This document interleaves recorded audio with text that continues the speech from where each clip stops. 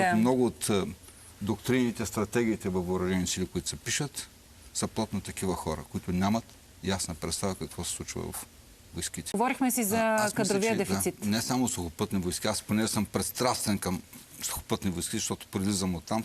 Да. Така, цялата ми кариера като военнослужащ е преминала в сухопътни войски до назначението ми в военна академия.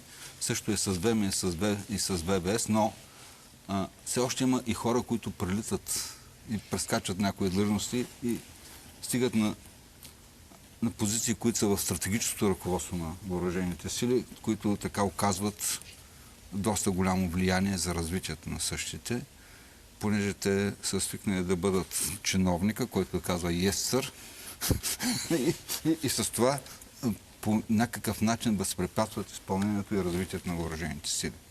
Защото много от доктрините, стратегиите във въоръжените сили, които се пишат, са плод на такива хора, които нямат ясна представа какво се случва в войските.